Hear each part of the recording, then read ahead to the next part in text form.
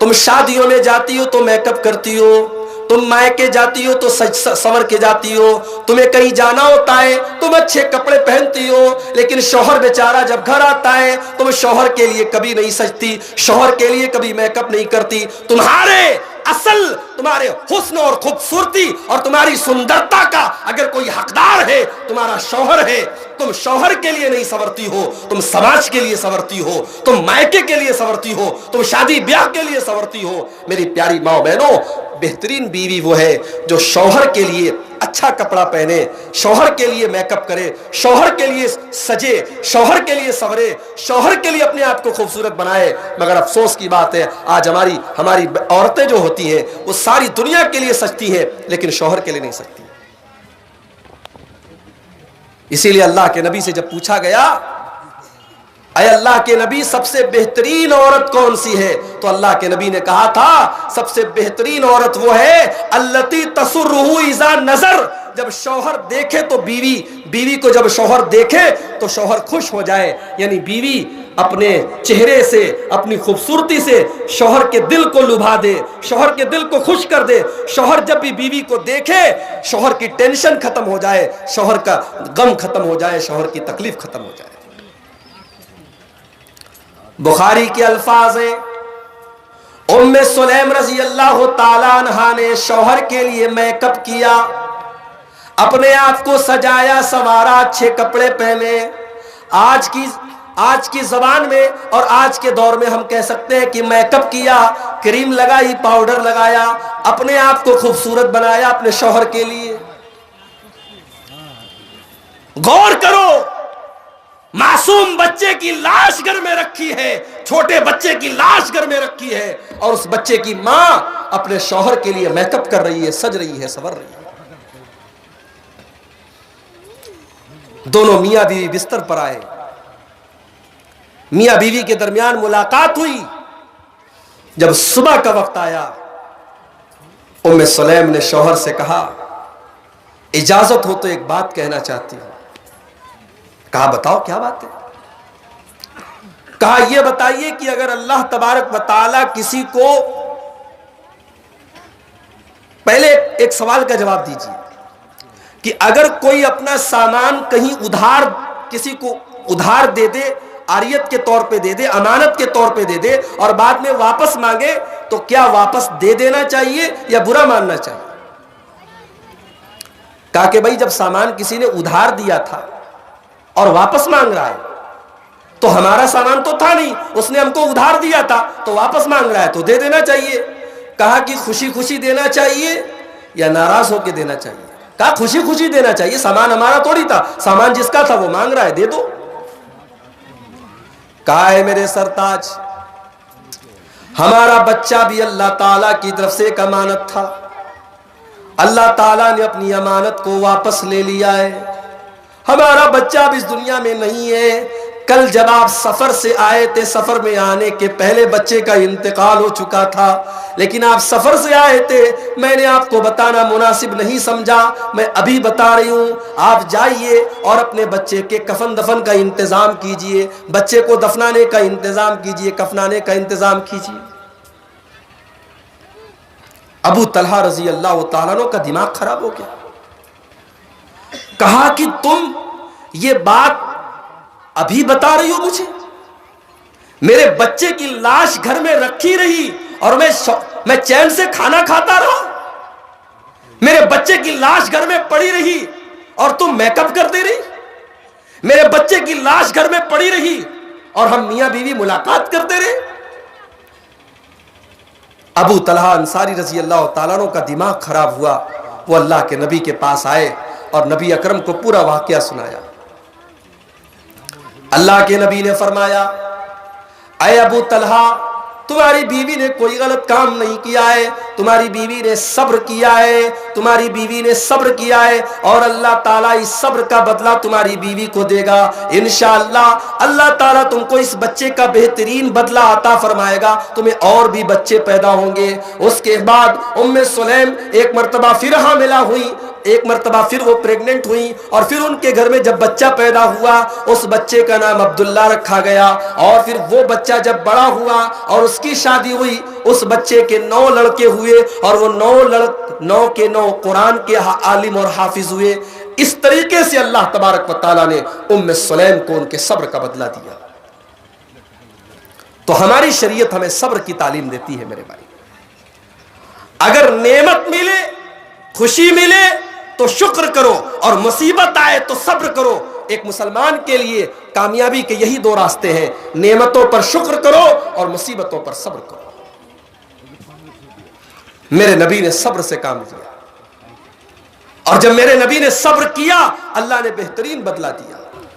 तो मेरे नबी ने मुसीबतों पर सब्र से काम लिया मेरे भाई। मेरे नबी ने वो काम नहीं किया जो आयशा बानो ने किया। ये अलग बात है कि आज भारत के मुसलमान को बहुत कुछ सोचने की जरूरत है। अभी आज की न्यूज आपने पढ़ी, उत्तर प्रदेश के लखनऊ में एक सरकारी दलाल रहता है जिसका नाम वसीम रिजवी है। उसने आज सुप्रीम कोर्ट में एक केस दायर किया है, और उसने उस केस में यह लिखा है कि कुरान मजीद की 26 आयतें ऐसी हैं जिसको कुरान से निकालने की जरूरत है। कुरान मजीद के अंदर 26 आयतें ऐसी है जो जिहाद की शिक्षा देती है, जो वायलेंस को बढ़ावा देती है, जो हिंसा और तशद्दुद की तालीम देती है, जो आतंकवाद की तालीम देती है। लिहाजा कुरान से इन 26 आयतों को निकाल दिया जाए। ये किसने किया है? ये काम किसी गैर मुस्लिम ने नहीं किया है, ये अपने आप को मुसलमान कहने वाले वसीम रिजवी ने किया है। और उसने अपने बयान में यह भी कहा कि कुरान के अंदर ये 26 आयतें पहले के 3 खलीफा हजरत अबू बकर, हजरत उमर और हजरत उस्मान, इन लोगों ने अपनी तरफ से डाल दी थी। कुरान के अंदर ये 26 आयतें अल्लाह ताला ने नहीं डाली थी, इन तीनों ने अपनी तरफ से डाली थी। लिहाजा मैं सुप्रीम कोर्ट से गुजारिश करता हूं कि कुरान से इन 26 आयतों को निकाल दिया जाए, वरना भारत के अंदर से आतंकवाद को खत्म नहीं किया जा सकता। मेरे प्यारे भाइयों, ये सरकारी कुत्ता है, इस तरीके की हरकतें करके ये चाहता है कि सरकार उसके सामने कुछ हड्डियां फेंक दे, उसको 2-4 हड्डियां मिल जाएंगी, कुछ दिनों तक चुप रहेगा, फिर कोई नया शोशा लेकर के उठेगा। मगर हमें एक बात पर यकीन रखना चाहिए, हमारा ईमान है इस बात पर कि अल्लाह के कुरान को कयामत तक बदला नहीं जा सकता। कुरान के अंदर 26 आयतों को छोड़ दो, कुरान के अंदर एक आयत को भी, और एक आयत तो बहुत बड़ी बात है, कुरान के अंदर एक लफ्ज को, एक हर्फ को भी इधर से उधर नहीं किया जा सकता। ये कोई आम किताब नहीं है, ये अल्लाह की किताब है। और अल्लाह के नबी के दौर में भी मक्का वालों ने यह पेशकश की थी कि ऐ नबी इस कुरान को बदल दो, ये कुरान हमें समझ में नहीं आता, इस कुरान की बातें हमें समझ में नहीं आती, ऐ नबी इस कुरान को बदल दो। अल्लाह ने अपने नबी से कहा, कुल मा यकूनु ली अन उबद्दिलहु मिन तिलकाई नफ्सी, ऐ नबी आप ऐलान कर दीजिए मुझे इस कुरान को बदलने का हक नहीं है। ये कुरान अल्लाह की किताब है, मैं इस कुरान के अंदर कोई परिवर्तन नहीं कर सकता, कोई तब्दीली नहीं कर सकता, मुझे ये अधिकार नहीं है, मुझे ये राइट नहीं है। कुरान में कोई तब्दीली नहीं हो सकती। अगर किसी को कुरान की किसी आयत से यह लगता है कि कुरान आतंकवाद की तालीम देता है, कुरान जिहाद की तालीम देता है, कुरान लड़ने की तालीम देता है, तो पहले वो कुरान को समझे, ये उसके दिमाग की कमी है, ये कुरान की कमी नहीं है। भाई दुनिया के हर देश में एक डिफेंस लॉ होता है, एक रक्षा कानून होता है। दुनिया का हर देश अपनी रक्षा करने के लिए फौज को तय करता है, पुलिस का सिस्टम बनाता है। हम समाज में पुलिस और फौज के बगैर नहीं रहते। इस्लाम भी डिफेंस का एक कानून बनाता है। इस्लाम ये कहता है जंग के मैदान में जंग करो, लेकिन अमन के हालात में इस्लाम जंग की तालीम नहीं देता है। लेकिन जब जंग हो जाए, जंग के हालात आ जाए, इस्लाम जंग में ये तालीम देता है कि हाँ अपने दुश्मन का मुकाबला करो। तो कुरान में जहाँ जिहाद की आयतें हैं वो ये नहीं कहती आप किसी भी गैर मुस्लिम को पकड़ के उसको कत्ल कर दो, आप लोगों को मारो काटो। इस्लाम मारने काटने की इजाजत नहीं देता है मेरे भाई। लेकिन वसीम रिजवी जैसे लोग हेडलाइन में आने के लिए, सुर्खियों में आने के लिए, अखबारों में आने के लिए, टीवी पर आने के लिए वो इस किस्म के सोचे छोड़ते हैं। और वसीम रिजवी ने यह काम कर दिया है। अब हमारे मुसलमान भाई बेचारे परेशान हैं। सोशल मीडिया उठाओ, फेसबुक उठाओ, व्हाट्सएप उठाओ। अब आज जो है यही खबर सबसे ज्यादा आ रही है कि भाई मुसलमानों के कुरान को, सुप्रीम कोर्ट में कुरान को बदलने की बात हो रही है। कभी इस पर हमने गौर नहीं किया। दिन भर में 100 बार हम मोबाइल खोलते हैं, व्हाट्सएप के ऊपर कोई मैसेज आ जाए, मैसेज जैसे ही आता है फौरन खोल के देखते हैं कि देखिए हमारे दोस्त ने क्या मैसेज किया है। मेरे प्यारे भाइयों, ये कुरान भी तो अल्लाह ताला का मैसेज है जो आज से 1400 साल पहले रमजान के महीने में उतारा गया था। शहरो रमजान अल्लज़ी उन्ज़िला फ़ीहिल कुरान, ये रमजान का महीना, ये कुरान रमजान के महीने में उतारा गया है। हुदल लिन्नास, ये लोगों को हिदायत देता है, ये लोगों को मार्गदर्शन करता है, ये लोगों को सही रास्ता दिखाता है। ये अल्लाह का मैसेज है, ये अल्लाह का पैगाम है। हमने इस कुरान को कितनी बार खोल के देखा, हमने इस कुरान को कितनी बार पढ़ा। हाँ मौली साहब, रमजान का महीना आने वाला है, रमजान में तरावी की नमाज में हम पूरा कुरान सुन लेते, बस एक बार हम तरावी की नमाज, वो भी सब नहीं पढ़ते, जिसको अल्लाह ताला तौफीक देता है वो तरावी की नमाज में बस कुरान, पूरा कुरान इमाम साहब से, हाफिज साहब से सुन लेता है। बस इतना हम कुरान के साथ सलूक करते हैं, बाकी साल भर कुरान को लपेट करके अलमारी में रख देते हैं। कुरान को पढ़ने की हमें फुर्सत नहीं है मेरे भाई। अल्लाह के नबी ने कहा था, इसी कुरान के जरिए अल्लाह इज्जत भी देखा और इसी कुरान के जरिए अल्लाह जलील भी करेगा। कुरान को छोड़ोगे, कुरान पर अमल नहीं करोगे, कुरान को लपेट कर रख दोगे तो अल्लाह ताला जलील करेगा। आज हम दुनिया में जलील हैं इसलिए कि हमने कुरान को छोड़ दिया है मेरे प्यारे भाई। तो कुरान को पढ़ो, अपने बच्चों को कुरान का हाफिज बनाओ। आज आयशा बानो ने कुरान पढ़ा होता वो खुदकुशी ना करती, वो आत्महत्या ना करती। उसने कुरान पढ़ा होता तो कुरान में मेरा रब कहता है वला तुल्कू बिअयदीकुम इलत तालुका, अपने आप को हलाक न करो, आत्महत्या न करो, अपने आप को कत्ल न करो। अगर आयशा बानो ने कुरान पढ़ा होता तो उसने खुदकुशी न की होती, उसने अपने आप को कत्ल न किया होता। और हमारी वो बहन जहेज की वजह से दुनिया से चली गई।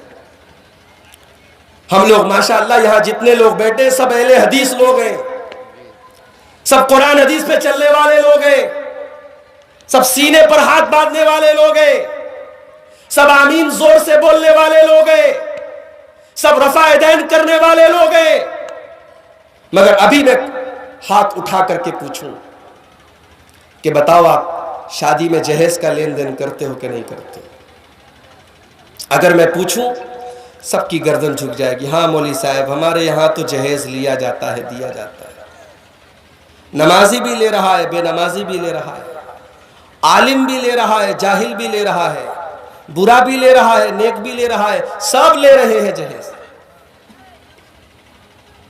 हालात तो ये है कि गरीब बाप बेचारा जिसकी 2-3 लड़कियां हो, वो बेचारा अपनी उम्र के पहले बूढ़ा हो जाता है, उसके बाल पकने लगते हैं, उसके चेहरे पर झुर्रियां आने लगती है, उसको ये चिंता खाती है कि मैं अपनी बेटियों की शादी कैसे करूंगा।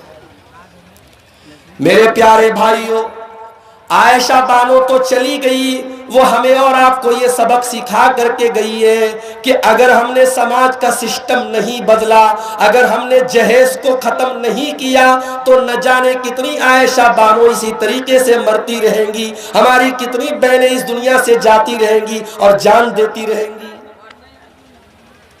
हमने बेटी को बोझ बना दिया। लड़की पैदा होती है, बाप की पेशानी पर सिलवटें आ जाती है, अरे यार ये कौन सी मुसीबत मेरे घर में आ गई, अब इसकी शादी करना पड़ेगा, इसके जहेज का इंतजाम करना पड़ेगा। बेटी घर में आई, बाप टेंशन में आ गया, माँ टेंशन में आ गई। बेटा घर में आया, बाप खुश हो गया, बेटा खुश हो गया, ये बड़ा होके कमाएगा, ये मेरा सहारा बनेगा। और बेटी तो बोझ बन गई है। मेरे प्यारे भाइयों, अगर ये बेटी बोझ होती तो अल्लाह ताला अपने नबी को 4-4 बेटियां न देता। अल्लाह ने अपने नबी को 4-4 बेटियां दी और मेरे नबी ने अपनी बेटियों को बहुत प्यार दिया है। मेरे नबी अपनी बेटियों से बहुत प्यार करते थे। आज कितने लोग हैं बेटों से बहुत प्यार करते हैं लेकिन बेटियों से कभी प्यार से बात नहीं करते, कभी बेटियों को प्यार की नजरों से नहीं देखते। मेरे प्यारे भाइयों, मेरे नबी अपनी बेटियों से बड़ा प्यार किया करते थे। मेरे नबी ने अपनी बेटियों की आंख में कभी आंसू नहीं देखा। गज़वे उहद का मौका है, गज़वे बद्र का मौका है। बद्र की लड़ाई में अल्लाह के नबी की बड़ी बेटी हजरत ज़ैनब के जो शौहर थे जिनका नाम अबुल आस था, वो मुसलमानों के खिलाफ लड़ाई के मैदान में आए थे। हालांकि वो इस्लाम के दुश्मन नहीं थे मगर अभी मुसलमान नहीं हुए थे, अपने खानदान की वजह से वो भी लड़ाई के मैदान में आ गए थे। जब जंग खत्म हो गई तो कैदियों के अंदर हजरत अबुल आस भी गिरफ्तार होकर के आए। अभी ये हजरत अबुल आस नहीं है, अभी मुसलमान नहीं हुए थे, काफिर थे, वो गिरफ्तार होकर के लाए। अब काफिरों ने क्या काम किया, अपने अपने कैदियों को छुड़ाने के लिए वो मक्का से मदीना आए। कोई पैसा लेकर के आया, कोई अनाज लेकर के आया, कोई जेवर लेकर के आया, अपने अपने कैदियों को छुड़ाने की कीमत लेकर के आया।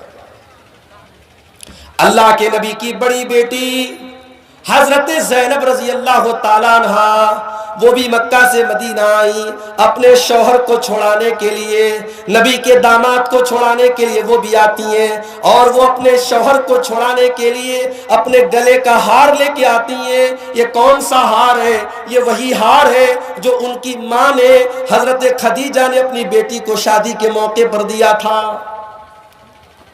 हजरत ज़ैनब रजी अल्लाह ताला ना अपने गले का हार लेकर के आती हैं और सहाबा को वो हार देती हैं कि ये हार ले लो और मेरे शौहर को छोड़ दो। मेरे प्यारे भाइयों, अल्लाह के नबी की नजर उस हार के ऊपर पड़ जाती है। अल्लाह के नबी देखते हैं कि ये वही हार है जो मेरी बीवी खदीजा ने मेरी बेटी ज़ैनब को दिया था। आज मेरी बेटी इतनी लाचार और मजबूर हो गई है कि अपने शौहर को बचाने के लिए, अपने शौहर को छुड़ाने के लिए वो अपने गले का हार लेकर के आई है। मेरे नबी की आंखों से आंसू आ गए। आपने साहबा से कहा, ओ मेरे साहबा, अगर हो सके तो मेरे दामाद अबुल आस को तुम ये हार के बगैर छोड़ दो, ये हार वापस कर दो। ये हार मेरी बीवी खदीजा की निशानी है, ये हार मेरी बीवी ने अपनी बेटी को दिया था, ये हार मेरी बीवी की मोहब्बत की निशानी है। ओ लोगों, मेरे दामाद को तुम इसी तरीके से छोड़ दो। अल्लाह के नबी रिक्वेस्ट करते हैं, गुजारिश करते हैं, मेरे दामाद को छोड़ दो। सहाबा ने अपने नबी की आंखों में आंसू देखा, कहा या रसूल अल्लाह कैसी बात कर रहे हैं? सहाबा ने अबुल आस को छोड़ दिया। तो मेरे नबी तो अपनी बेटियों से बहुत प्यार करते थे। मेरे भाई, अपनी बेटियों की आंख में मेरे नबी कभी आंसू नहीं देखते थे। मेरे नबी की सबसे छोटी बेटी थी हजरत फातिमा रजी अल्लाह ताला अन्हा।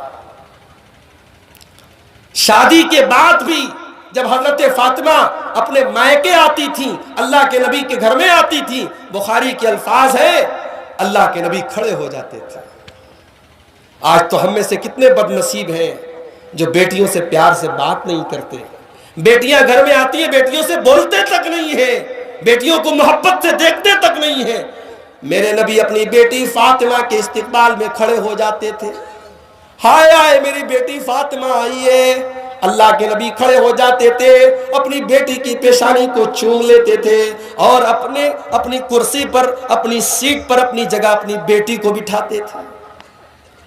मेरे नबी ने तो बेटियों को प्यार दिया है, लेकिन मेरे प्यारे भाइयों, हमने इस जहेज की रस्म की वजह से अपनी बेटियों को बोझ बना दिया है। आज बेटियां समाज में बोझ बन गई हैं और जब हम बेटियों की शादी करते हैं तो ये एहसास होता है कि हम बहुत बड़ा बोझ उतार रहे हैं, बहुत बड़ा बोझ अपने सीने से उतार रहे हैं।